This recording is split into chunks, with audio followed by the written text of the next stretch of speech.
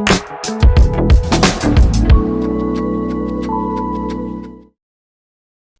pertama kali kabar masuk kalau Wakil Presiden Gibran bakal datang ke Palembang, suasana udah kerasa beda. Orang-orang langsung rame ngomongin, mulai dari pasar, warung kopi, sampai grup WhatsApp keluarga. Ada rasa penasaran yang campur bangga, karena jarang banget ada pejabat tinggi mau nyentuh langsung ke daerah dengan cara yang sesantai itu. Hari itu, langit Palembang cerah, tapi suasana hati warga jauh lebih terang. Orang tua, anak muda, pedagang kecil, semua keluar rumah sekadar pengen ngeliat langsung sosok yang selama ini cuma bisa ditonton dari layar kaca. Bayangin aja, biasanya Wapres itu cuma hadir di acara resmi penuh protokol. Tapi kali ini datang ke kampung, ke pasar, nyapa orang dengan wajah ramah. Banyak yang gak percaya pas lihat Gibran benar-benar berdiri di depan mereka. Ada ibu-ibu sampai bisik-bisik ke sebelahnya, "Ya Allah, ini beneran wakil presiden. Kok kayak biasa aja, nggak jaim, nggak kaku." Ekspresi itu tulus banget, lahir dari hati yang selama ini terbiasa melihat pemimpin jauh di atas sana, tiba-tiba hadir begitu dekat. Di momen itu, rasa bangga warga Sumatera Selatan seakan meledak. Mereka merasa dihargai, merasa penting, karena jarang-jarang ada pemimpin yang beneran hadir bukan sekadar untuk pidato atau potong pita, tapi mau nyapa rakyat, dengerin keluhan, bahkan nyicip jajanan khas yang dijajakan di pasar. Anak-anak muda juga ikutan kagum. Mereka ngerekam, upload ke media sosial dan bilang, "Lihat nih, Wapres kita datang ke sini bro, nggak cuma ngomong doang, tapi beneran turun." Kebanggaan itu jadi cerita baru yang nyebar cepat, bikin nama Palembang jadi sorotan, karena dikunjungi dengan cara yang penuh kehangatan. Di tengah keramaian, ada bapak tua yang matanya berkaca-kaca. Dia bilang ke orang di sebelahnya, "Selama aku hidup, baru kali ini aku lihat pemimpin setinggi ini nyentuh tanah kita langsung. Banganian rasanya, kayak nggak sia-sia kita ikut nyoblos dulu." Kalimat sederhana itu mewakili rasa banyak orang, perasaan nggak salah pilih. Kebanggaan itu juga bikin rakyat Sumsel ngerasa lebih percaya diri. Mereka sadar daerah mereka dilihat, dianggap penting, dan diperhatikan langsung oleh wakil presiden. Itu bukan hal kecil, tapi jadi semacam suntikan semangat kalau Sumatera Selatan punya peran besar dalam perjalanan negeri. Suasana makin meriah ketika Gibran senyum dan melambaikan tangan ke kerumunan. Ada aura yang bikin orang-orang merasa akrab, kayak ketemu saudara jauh yang udah lama nggak pulang kampung. Bukan tatapan dingin pejabat, tapi tatapan yang bikin orang nyaman, bikin hati hangat. Rasa bangga itu tumbuh karena kehadiran Gibran bukan sekadar formalitas. Dia hadir dengan cara yang membumi, nggak berjarak, dan itu bikin rakyat merasa dihormati. Saking bangganya, banyak yang langsung cerita ke keluarganya di rumah. Bahkan ada yang nelpon kerabat di luar kota cuma buat bilang, wakil presiden ada di sini loh, di Palembang." Dan dari situlah rasa bangga itu nggak cuma berhenti jadi cerita sesaat. Dia tumbuh jadi kenangan kolektif yang bikin rakyat Sumatera Selatan yakin pemimpin mereka bukan sekadar nama besar di kursi kekuasaan, tapi sosok nyata yang bisa hadir, menyapa, dan bikin semua orang merasa punya arti. Banyak orang Sumatera Selatan sempat ragu di awal, apakah pilihan mereka dulu benar atau salah. Wajar aja, karena setiap pemilu selalu ada rasa was-was, takut yang dipilih cuma janji manis. Tapi ketika Gibran beneran turun langsung ke Palembang, semua keraguan itu hilang. Rasa percaya berubah jadi keyakinan, seolah mereka pengen bilang keras-keras, "Alhamdulillah kita nggak salah pilih." Warga Banyu Asin misalnya, waktu Gibran ikut panen jagung bareng petani, mereka terharu. Nggak banyak pejabat tinggi mau injek lumpur, pegang batang jagung, apalagi ngobrol santai sama petani kecil. Pemandangan itu bikin hati rakyat nyes, adem. Ada kebanggaan tersendiri, kayak kerja keras mereka akhirnya dilihat sama orang nomor 2 di negeri ini. Di Palembang kota, pedagang di pasar 16 Ilir cerita gimana kagetnya mereka waktu Wapres nyelonong masuk pasar. Biasanya pasar cuma rame sama pembeli biasa. Hari itu ada Gibran yang beneran mau dengerin keluhan pedagang soal harga naik turun. Itu bukan sekedar kunjungan singkat, tapi tanda kalau suara rakyat kecil itu punya arti. Rasa tidak menyesal memilih makin kuat waktu Gibran juga mampir ke sekolah rakyat. Anak-anak yang biasanya belajar di kelas sederhana tiba-tiba dapat tamu spesial. Guru-guru pun ngerasa dihargai karena perjuangan mereka selama ini diperhatikan langsung. Itu jadi bukti nyata kalau kepedulian pemerintah pusat nggak cuma berhenti di kertas kebijakan, tapi hadir di ruang-ruang kelas sederhana. Di warung kopi Palembang, obrolan berubah jadi cerita kebanggaan. Orang-orang bilang, Kita nih untung nian, punya wapres yang gak gengsi turun ke bawah. Cerita itu ngalir dari mulut ke mulut, bikin rakyat makin mantap dengan pilihan mereka. Tidak ada sesal, tidak ada kecewa, yang ada cuma rasa syukur. Rakyat Sumsel sadar betul, janji politik itu sering gampang diucapkan, tapi susah dibuktikan. Tapi dengan Gibran, mereka ngelihat bukti duluan sebelum janji-janji itu sempat dipertanyakan. Apa yang dilakukan di Palembang dan Banyuasin jadi semacam cermin bahwa kepemimpinan bisa sederhana tapi tetap bermakna. Ada bapak tukang becak yang nyeletuk, enak kali ya punya pemimpin kayak gini, nggak jauh, nggak susah didekati. Kalimat sederhana itu mewakili jutaan hati rakyat yang merasa dekat dengan sosok muda yang nggak banyak basa-basi tapi banyak aksi.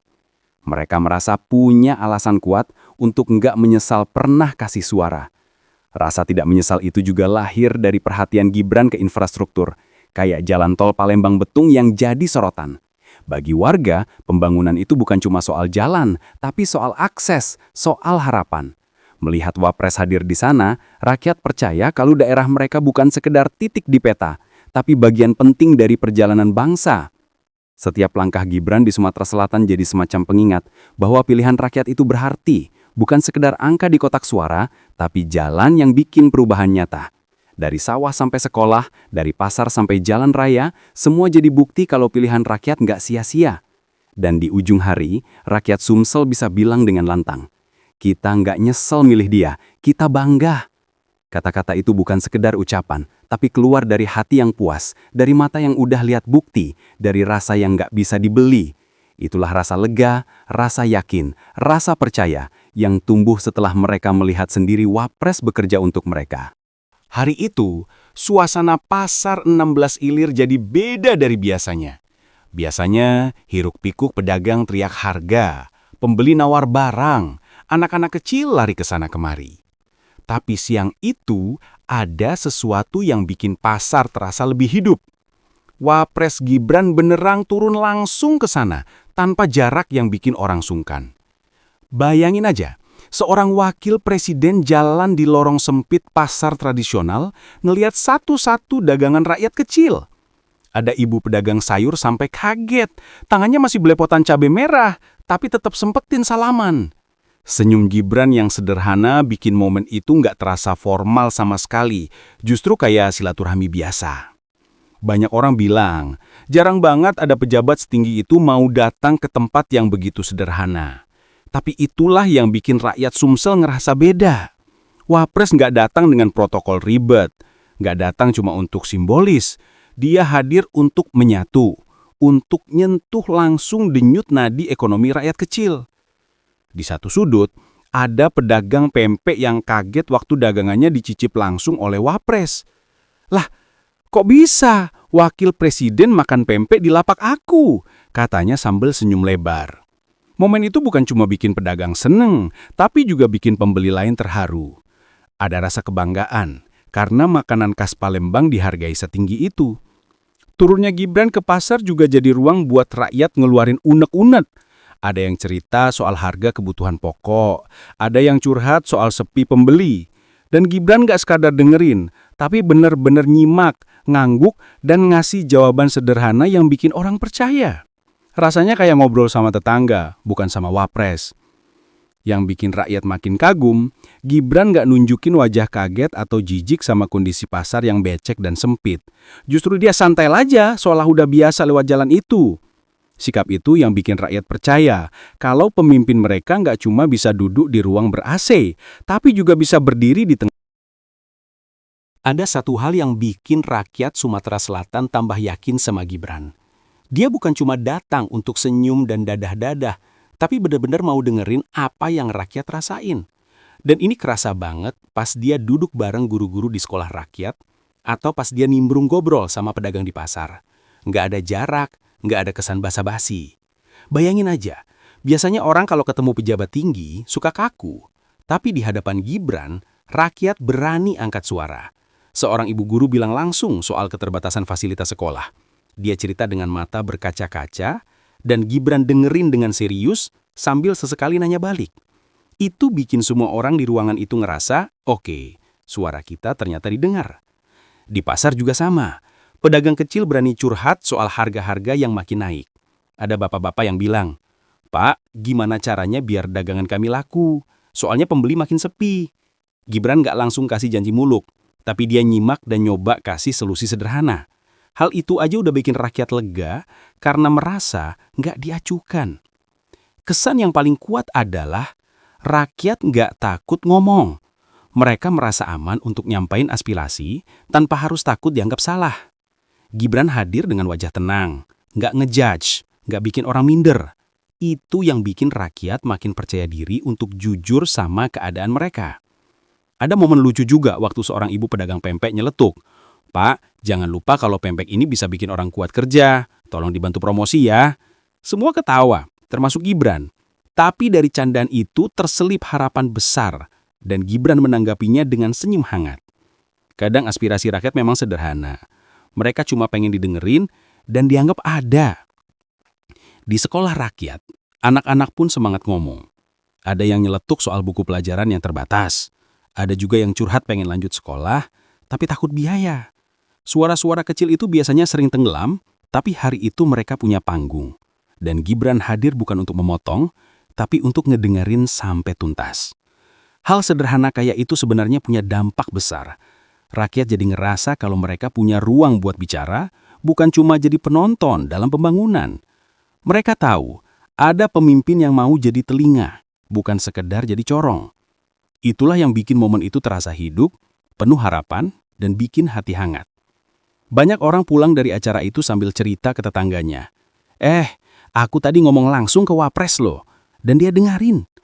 Cerita kayak gini nyebar cepat, bikin rakyat Sumsel tambah percaya kalau suara mereka nggak bakal sia-sia. Aspirasi mereka punya arti, sekecil apapun itu. Rasa percaya itu jadi modal penting, karena rakyat yang merasa didengar akan lebih berani jujur, lebih semangat kerja, dan lebih yakin kalau pemerintah peduli sama nasib mereka. Dan semua itu muncul bukan dari pidato panjang, tapi dari kesediaan Gibran buat dengerin suara rakyat kecil dengan tulus. Hari itu, aspirasi rakyat Sumsel nggak lagi teriak ke langit kosong. Mereka tahu ada telinga yang benar-benar mau nangkep, ada hati yang mau nyimak. Dan itu bikin mereka yakin, pemimpin yang mereka pilih nggak cuma bisa berbicara, tapi juga bisa mendengar. Yang bikin hati rakyat Sumsel makin adem adalah perasaan kalau jarak antara mereka dan pemimpin pusat jadi lebih pendek. Biasanya orang mikir kalau pejabat tinggi itu kayak bintang di langit. Jauh, susah dijangkau, cuma bisa dilihat dari layar kaca. Tapi pas Gibran datang, rasa jauh itu langsung runtuh. Di Banyuasin, ketika dia ikut turun ke ladang jagung, rakyat ngerasa kayak ada teman baru yang ikut kerja bareng. Nggak ada sekat, nggak ada tembok. Seolah-olah Wapres bukan pejabat, tapi bagian dari mereka. Dari situlah muncul rasa didekatkan. Seakan pemerintah pusat bukan lagi cerita asing, tapi sesuatu yang hadir nyata di tengah mereka. Hal yang sama juga kerasa di Palembang Kota. Waktu Gibran mampir ke sekolah rakyat, anak-anak yang biasanya cuma dengar nama wakil presiden dari berita, tiba-tiba bisa lihat sosoknya langsung. Senyum mereka lepas, semangat mereka memancar. Itu bukan cuma soal kedatangan pejabat, tapi soal perasaan ternyata kita juga penting buat negeri ini. Interaksi kecil, kayak salaman, ngobrol, sampai nyicip makanan khas rakyat. Jadi jembatan yang bikin hati rakyat makin deket.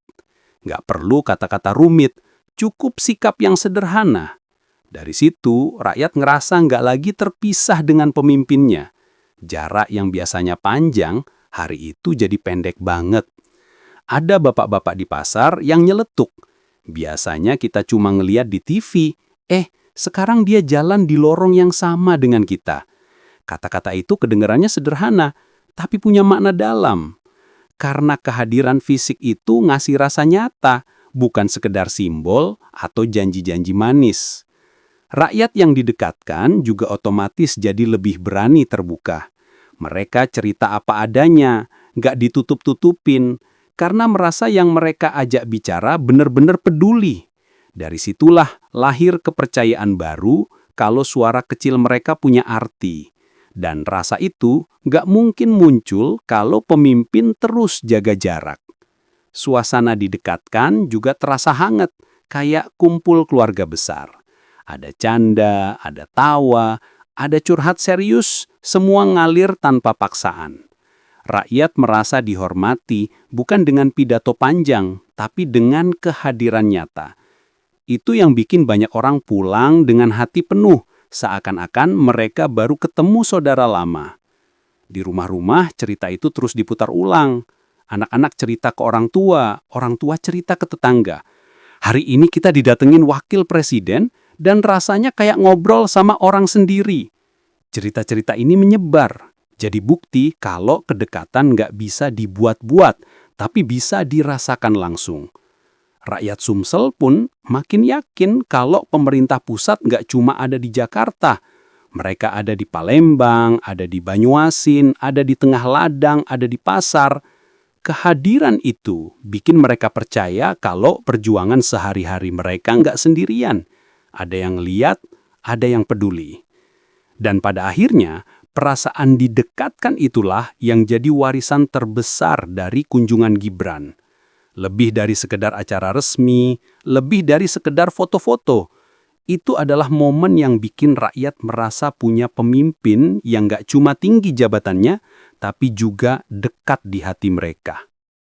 Banyak orang Sumsel awalnya nggak nyangka kalau bakal ketemu langsung sama sosok yang selama ini cuma muncul di layar televisi. Mereka terbiasa lihat Gibran pakai jas rapi di acara kenegaraan, berdampingan sama presiden, atau duduk di ruang sidang yang formal. Jadi ketika tiba-tiba dia nongol di pasar, di sekolah, bahkan di ladang, rasa kaget itu nggak bisa disembunyiin. Ada ibu-ibu pedagang sayur yang refleks langsung bilang, "Astaga, itu beneran wakil presiden? Kok bisa jalan di lorong sempit ini?" Ekspresinya campur aduk antara kagum, seneng, sama nggak percaya. Saking kagetnya dia sampai lupa ngitung uang kembalian buat pembelinya. Orang-orang sekitar ketawa tapi juga ikut merasa momen itu luar biasa. Di sekolah rakyat, anak-anak yang biasanya ngelihat pejabat dari gambar di buku pelajaran mendadak bisa salaman sama wakil presiden. Mereka melongo, ada yang ketawa malu-malu, ada juga yang langsung cerita, "Pak, saya pengen jadi kayak Bapak suatu hari nanti." Rasa kaget berubah jadi inspirasi, sesuatu yang bakal mereka ingat sampai gede. Para bapak di pasar pun nggak kalah kaget. Mereka terbiasa mikir kalau pejabat tinggi itu cuma muter di mal besar atau hotel mewah. Tapi pas lihat Gibran benar-benar injek tanah becek pasar tradisional, mereka bengong. "Lah, ini beneran ya? Kok mau?" tanya mereka sambil saling tatap. Kekagetan itu justru bikin mereka makin percaya kalau Gibran beda. Ada momen lucu waktu seorang anak kecil tiba-tiba nyeletuk ke ibunya. "Bu, kok artis TV ada di sini?" Semua orang ketawa, termasuk Gibran sendiri. Anak itu nggak salah, karena buat mereka, sosok wakil presiden yang biasanya cuma bisa ditonton di layar, tiba-tiba muncul di depan mata bener-bener kayak lihat selebriti. Kaget itu pelan-pelan berubah jadi hangat.